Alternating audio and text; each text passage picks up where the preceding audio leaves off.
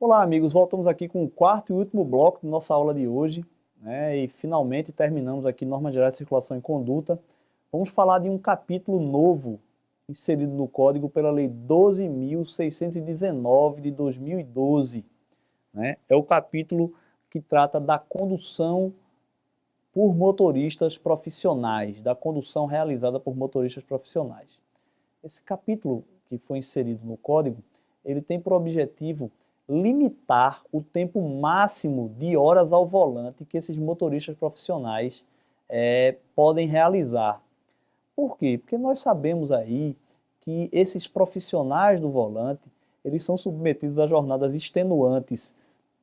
Muitas vezes conduzem 12, 14, 15 horas a fio, e esse tipo de jornada esgota por completo esse tipo de profissional e submete todos os outros usuários, além deles próprios, a um risco exageradamente alto, que pode acabar, pode não, invariavelmente acaba ceifando dezenas, centenas, milhares de vidas por ano nas nossas rodovias, em vista da causação de acidentes, né?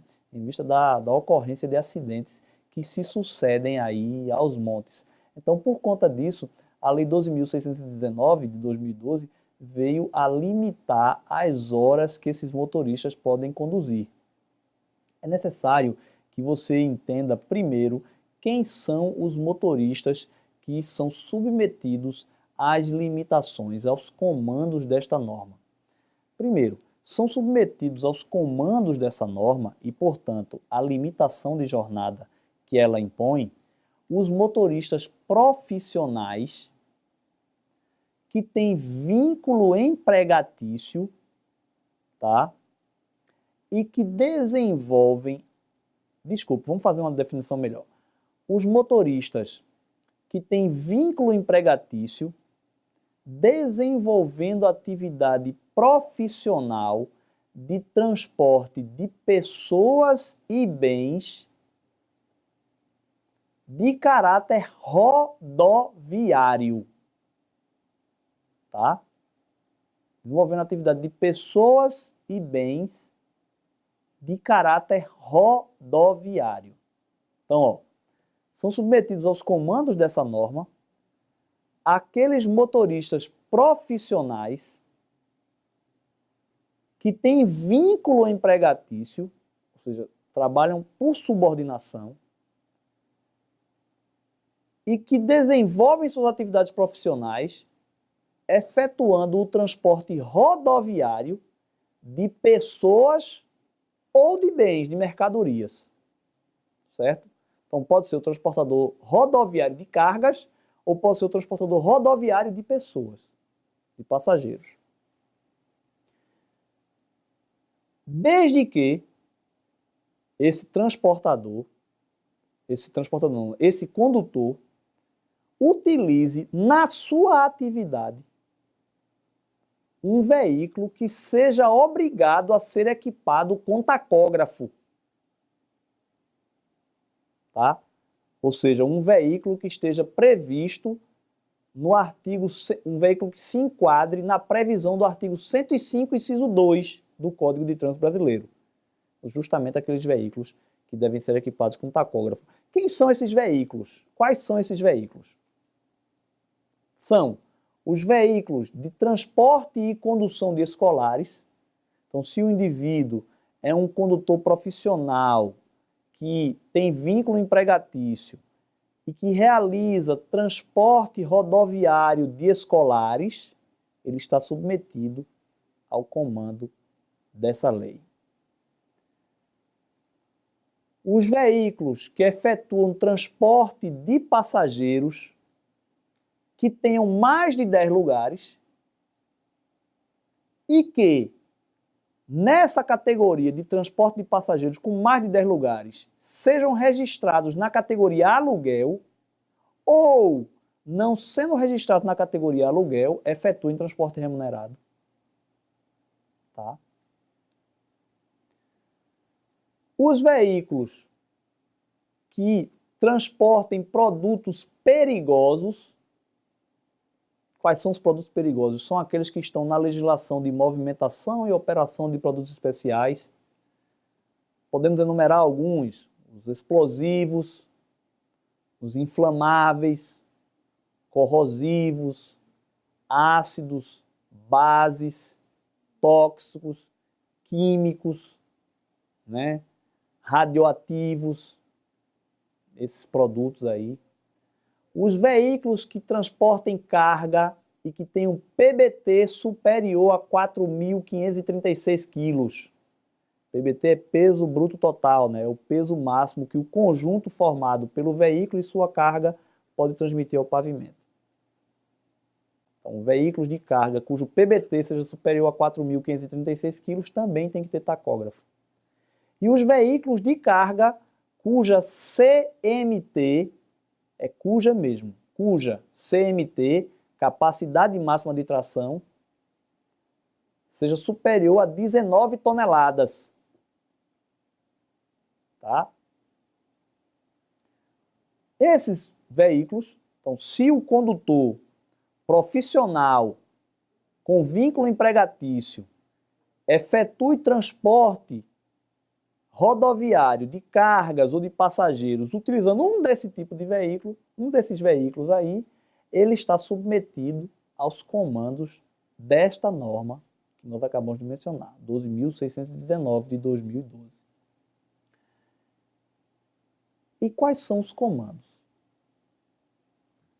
Eu não vou ler todo o artigo, todo o capítulo 3, todo o capítulo 3A para vocês, porque nós estamos com um problema de tempo muito sério aqui o concurso se aproxima, né?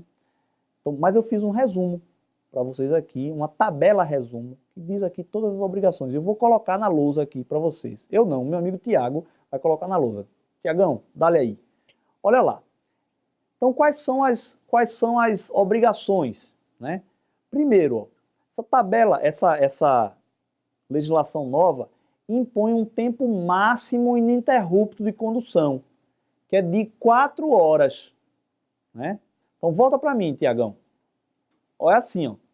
Então, aquele condutor, esses condutores aí, eles só podem conduzir por no máximo 4 horas ininterruptas.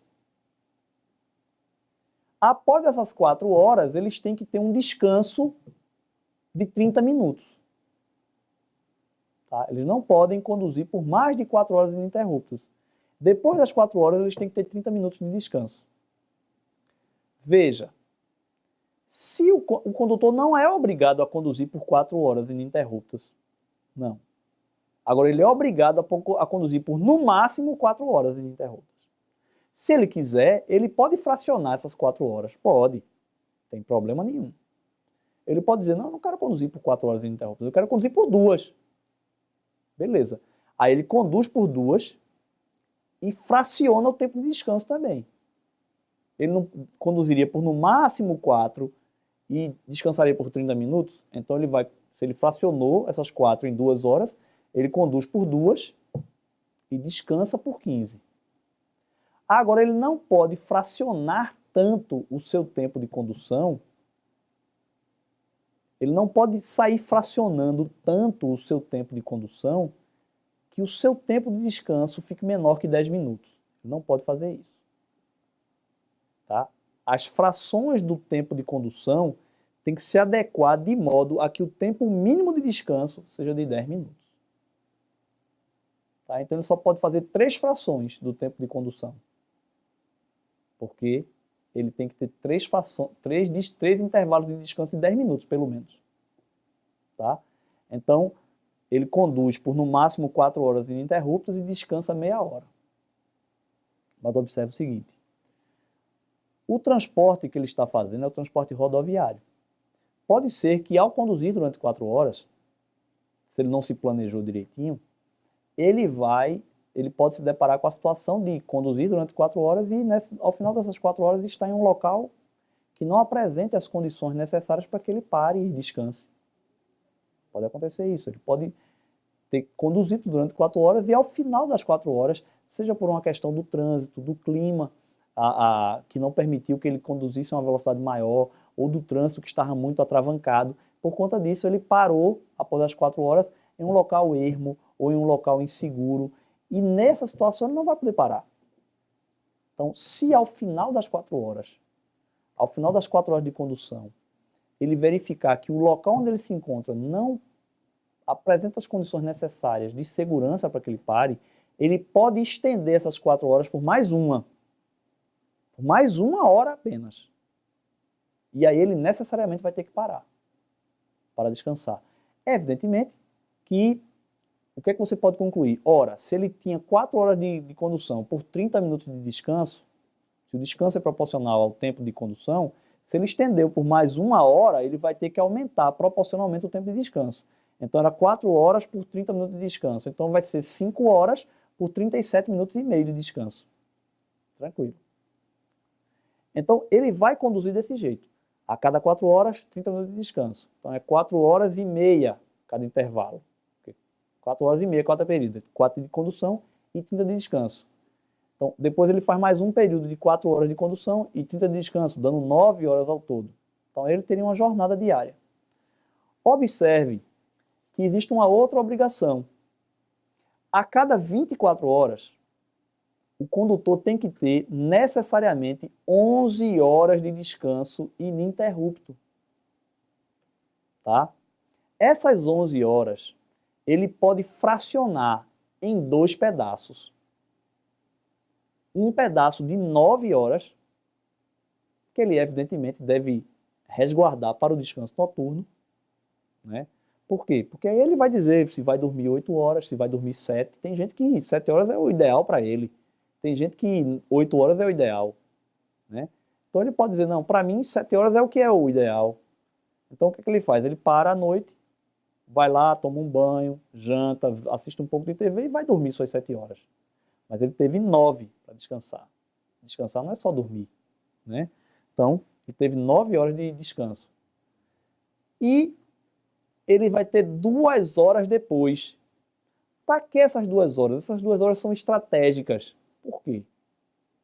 Você já percebeu o que é que acontece com todo mundo depois que almoça?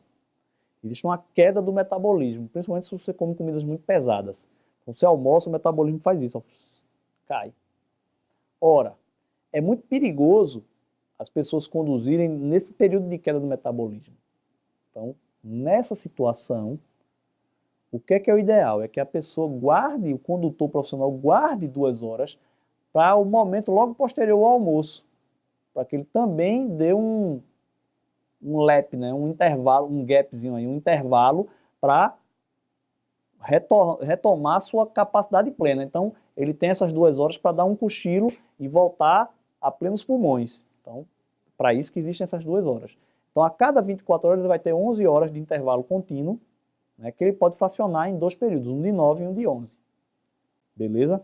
Importante dizer que nenhum expedidor de carga, nenhum transportador, nenhum embarcador, nenhum atravessador de carga pode obrigar nenhum condutor profissional a iniciar uma viagem cuja duração seja de 24 horas ou mais, sem que antes lhe proporcione o direito de cumprir essas 11 horas de descanso. Que é para ele já começar a viagem com as baterias carregadas, descansado. Tranquilo? Volta ali para a lousa, por favor. Então tá aqui, ó. Tempo máximo de ininterrupto de condução 4 horas. Descanso mínimo durante o período de 24 horas, 11 horas, podendo ser fracionado, né? 9 horas mais 2 no mesmo dia. Regras para o intervalo intra-jornada, né? Que é durante o período na direção do veículo. Então, 4 horas de condução e 30 minutos de descanso. Pode haver fracionamento dos tempos de condução e descanso, né? O tempo de condução pode ser prolongado em 1 hora, excepcionalmente, para garantir a segurança. Regras para o início de viagem com duração maior que 24 horas. Cumprimento do descanso mínimo de 11 horas. Qual é a infração? A infração é o artigo 230, inciso 23. Infração grave, punível com multa e para a qual é prevista a retenção para o cumprimento dos períodos de descanso, né?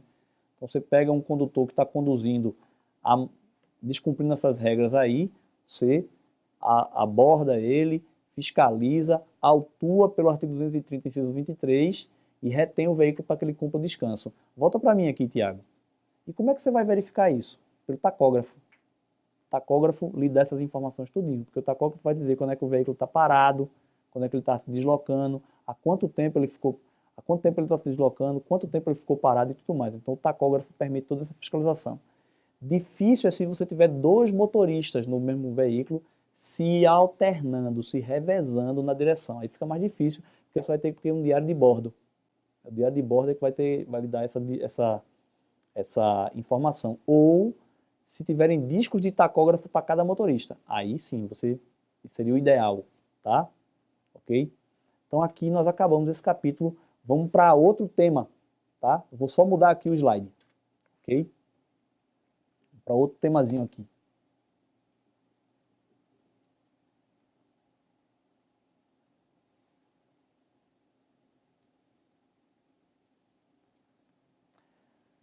Pedestres e condutores de veículos não motorizados, tá?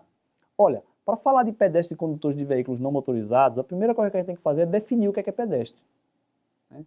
Veja, a definição usual de pedestre é aquele que se locomove por seus próprios meios, utilizando da sua própria força motriz, se locomove com suas pernas. No entanto, essa definição, que é correta empiricamente, não é completa sob o ponto de vista da legislação de trânsito. Por quê?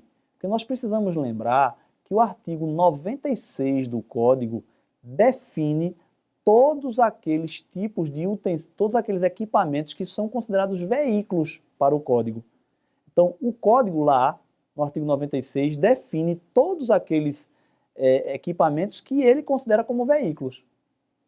Chegou a detalhes, a minúcias desnecessárias, como, por exemplo, definir o que é carro de mão. Ora, bolas, qual a utilidade de definirmos o que é carro de mão para efeito do Código? Porque se você olhar a definição de carro de mão que está lá no anexo 1, você vai ver que ela não se compatibiliza com aquelas carroças manualmente puxadas pelos catadores de papel. Aquela definição não se enquadra aquele veículo não se enquadra na definição de carro de mão, de forma nenhuma. Porque ele não é feito para carregar pequenas cargas. Ali carregam-se 200 até 300 quilos de carga. E isso não é, em hipótese nenhuma, pequena carga. Não se diga isso. Tá? Agora, sabendo que o artigo 96 classifica uma infinidade de veículos, uma infinidade de equipamentos que são vistos como veículo pelo Código, nós não podemos ficar na definição simplista de pedestre como aquele que se locomove por seus próprios meios. Pedestre é sim aquele que se locomove pelas vias utilizando de seus próprios meios, com suas pernas. Mas é mais do que isso. Pedestre é também aquele que se locomove pelas vias utilizando de veículos que não estão classificados pelo Código, ou melhor, utilizando de utensílios que não estão classificados como veículos pelo Código. Então, é pedestre o que se locomove a pé? É. Mas é também pedestre aquele que se locomove pelas vias utilizando de uma cadeira de roda, o cadeirante. Por quê? Porque o cadeirante se locomove pela via utilizando de um utensílio, de um equipamento que não é classificado como veículo pelo Código, embora não se locomova utilizando suas próprias pernas. Também é pedestre o skatista, que se locomove pelas vias utilizando de um skate, porque ele se locomove utilizando um equipamento que não é classificado como veículo pelo Código. Ok? Então, pedestre não é apenas aquele que se locomove a pé, como normalmente nós classificaríamos, nós definiríamos, mas todo aquele que se locomove pelas vias utilizando de um equipamento que não seja classificado como veículo pelo artigo 96 do Código ou pelas resoluções complementares do CONTRAN. Perfeito? Importante ter em vista ainda que existe um tipo de condutor de veículo que se equipara para todos os efeitos ao pedestre, que é o condutor de bicicletas. Aquele que conduz bicicletas e que desce da bicicleta e passa a empurrá-la, se equipara em direitos e obrigações ao pedestre. O código até usa de uma dicção engraçada, porque ele diz o seguinte: o ciclista desmontado, empurrando sua bicicleta, se equipara para todos os fins ao pedestre. Ciclista desmontado, para mim, parece aquele que desmontou-se, né? Ficou em pedaços. Mas não é isso que ele quer dizer. Ciclista desmontado é o que desceu da bicicleta e passou a empurrá-la, né? Veja, essa regra não vale para o condutor de motocicleta, motoneta ou ciclomotor. Não vale. O condutor de motocicleta que desce dela e passa a empurrá-la não se equipara ao ciclista e não se equipara, portanto, ao pedestre. O condutor de motoneta e o condutor de ciclomotor também. E por que isso acontece? Porque quando o anexo 1 define bicicleta, ele diz assim: a bicicleta é o veículo de duas rodas de propulsão humana, que não se equipara à motocicleta, à motoneta e ao ciclomotor. Então, quando o código diz que o condutor diz que o ciclista desmontado empurrando a bicicleta se equipara ao pedestre, é necessário dizer que como a bicicleta não se equipara à motocicleta, à motoneta ou ao ciclomotor, essa prerrogativa que é dada ao seu condutor, ao condutor da bicicleta, não é dada àquele que está conduzindo uma motocicleta, uma motoneta e um ciclomotor. Porque o cara que está conduzindo uma bicicleta está conduzindo um veículo que não se equipara de forma nenhuma à motocicleta, à motoneta e ao ciclomotor. Então essa prerrogativa é só dele, não é dos demais. Tá bom? Ok? Vamos para a lousa. Então olha lá. Ó. Prioridades dos pedestres. Ó. Vamos lá, olha as regras do CTB. É assegurada ao pedestre a utilização dos passeios ou passagens apropriadas das vias urbanas e dos acostamentos das vias rurais para a circulação, podendo a autoridade competente permitir a utilização de parte da calçada para outros fins, desde que não seja prejudicial ao fluxo de pedestres. Então veja só, olha qual é a prioridade dos pedestres. Ó. Olha lá.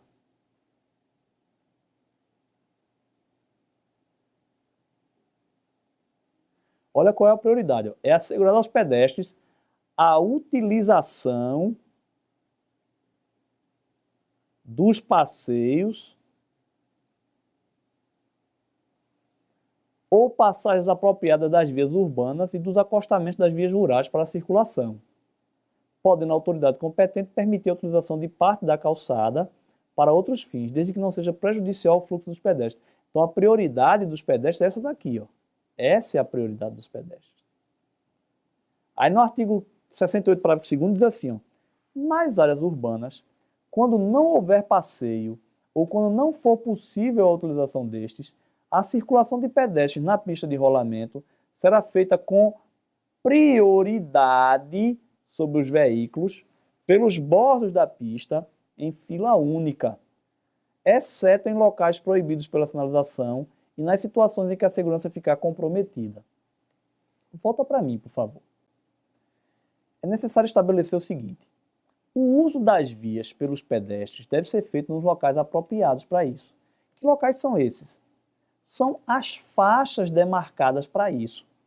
Então, o pedestre tem uma área própria delimitada para que ele utilize a via. Por quê? Porque não é prudente deixar que o pedestre e os veículos motorizados se misturem no mesmo espaço, na via. Isso porque o pedestre é o elemento mais frágil da circulação. E assim, aqueles veículos que têm uma grande inércia decorrente de sua grande massa impõem um risco muito maior ao pedestre quando esse está na via, quando este está em determinadas áreas da via, vamos colocar assim. Portanto, a forma mais segura de fazer o trânsito é segregar pedestres e veículos. Assim, o uso da via pelos pedestres é feito separando o pedestre dos veículos motorizados, deixando que determinadas partes da via sejam restritas aos pedestres. Assim, por exemplo, qual é a área destinada para o uso exclusivo do pedestre? Passeio. O passeio é a parte da via que preferencialmente deve estar na calçada e que deve ser mantido livre para que o pedestre o utilize.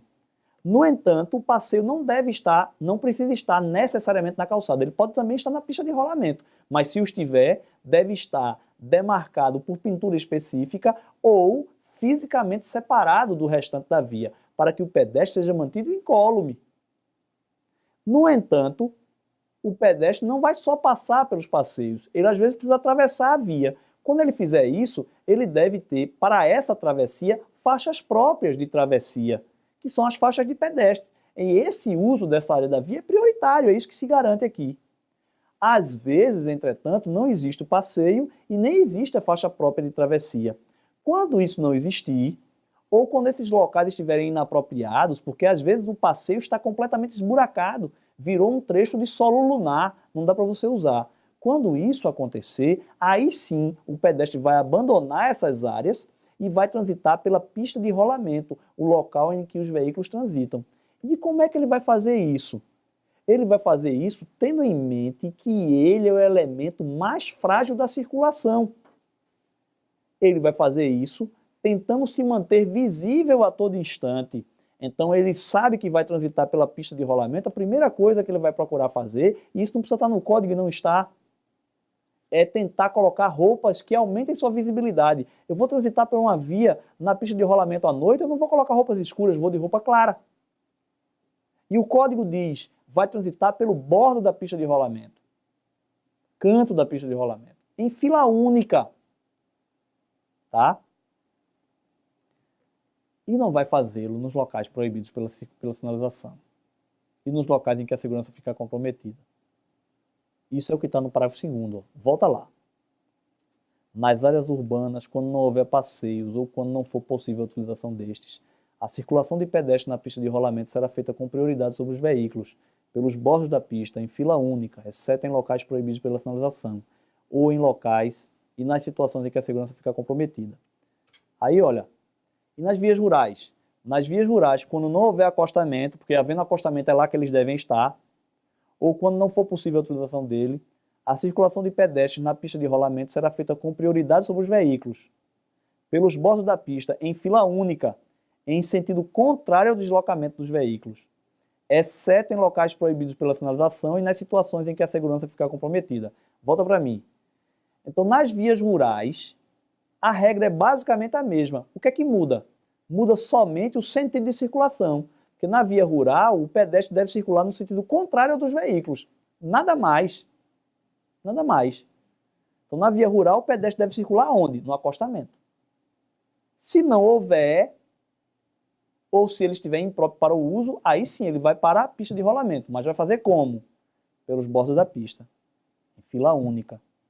E como a via rural pavimentada é uma via em que o trânsito se faz em velocidade muito maior do que a via urbana, aí ele vai transitar em sentido contrário ao do deslocamento de veículos, para que ele tenha maior visibilidade desses veículos e possa se desviar de qualquer perigo se for necessário. Ok? Volta para a lousa, por favor. Nos trechos urbanos de vias rurais e nas obras de arte a serem construídas, deverá ser previsto passeio destinado à circulação dos pedestres que não deverão, nessas condições, usar o acostamento. Né? E onde houver obstrução da calçada ou da passagem para pedestre, o órgão ou entidade com circunstância sobre a via deverá assegurar a devida sinalização e proteção para a circulação de pedestres. Né? Muito claro. Travessia de vias, né? Olha lá. Olha as regras do código. Veja as regrinhas do código aí, como são intuitivas. Para cruzar a pista de rolamento, o pedestre tomará precauções de segurança, levando em conta principalmente a visibilidade, a distância, a velocidade dos veículos, utilizando sempre as faixas ou passagens a ele destinadas, sempre que essas existirem numa distância de até 50 metros dele. Observar as seguintes disposições. Volta para mim aqui.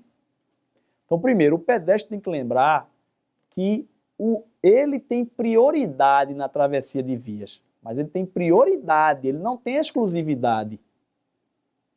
Significa o seguinte, essa prioridade que a travessia constitui para ele, não lhe dá o direito de atravessar quando ele quer. Ele continua a ter deveres de cautela. Então significa que antes dele iniciar qualquer travessia, ele deve verificar se as condições de tráfego lhe são favoráveis. Ele deve verificar se a distância entre ele e os veículos que estão na via permitem que ele faça a travessia de forma segura. Se o volume de tráfego é compatível com a sua vontade de atravessar a via, se não há riscos desnecessários, ele não pode iniciar a travessia se houver um risco.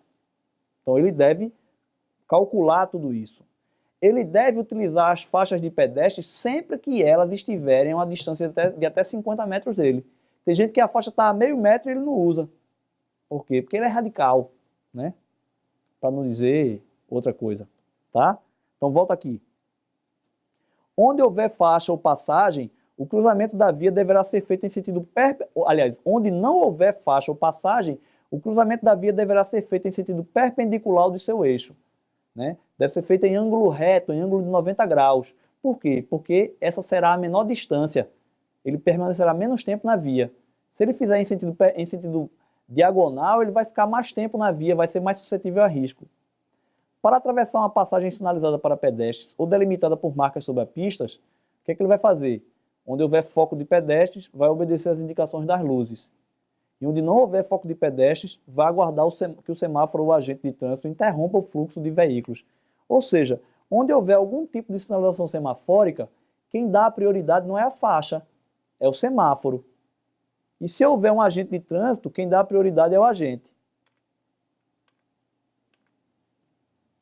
Nas interseções e em suas proximidades, onde não existam faixas de travessia, os pedestres devem atravessar a via na continuação da calçada, observadas as seguintes normas. Não deverão adentrar na pista sem antes se certificar de que podem fazê-lo sem obstruir o trânsito de veículos. E uma vez iniciada a travessia de uma pista, os pedestres não deverão aumentar o seu percurso, demorar-se ou parar sobre ela sem necessidade. Volta para mim.